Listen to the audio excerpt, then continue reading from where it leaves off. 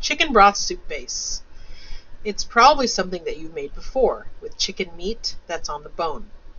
The reason why I'm having you do this recipe is that you already made chicken stock, 2 types. And now you can make something that is in the broth category. If you remember correctly, stocks are made from using bones and bone parts, whereas broth is utilizing actual bones that have lots of meat on them. So these chicken thighs are a perfect way to practice that broth competency.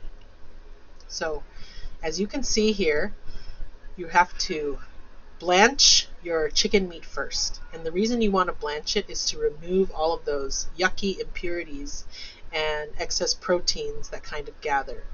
So you want to blanch those first, drain out that yucky water, and then put in new water, and put in your mirepoix and sachet.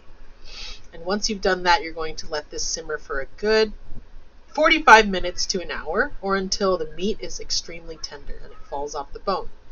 Once it falls off the bone, you can safely remove the shredded chicken. Please make sure that you do not include the excess fat in there. And then you can go ahead and return the chicken to your soup, in other words. Of course, you'll be removing the sachet as everything gets shredded up. And then lastly, you'll season it. So what did I season mine with?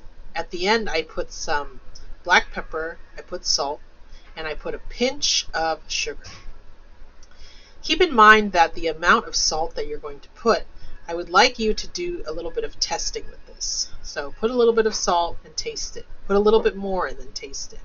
If you want to practice the technique that I talked about last week, which is to really understand what your boundaries are with seasoning, then maybe remove about 1/8 of this soup and season it to the point where it's over-seasoned first. And that way you can tell what it really looks like when you pull back on the seasoning. Hopefully in this example, you'll be able to understand what proper seasoning tastes like.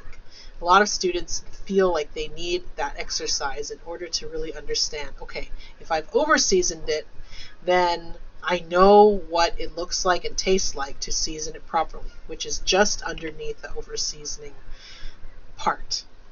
I hope that helps, and I hope you're able to enjoy this in some nice chilly weather.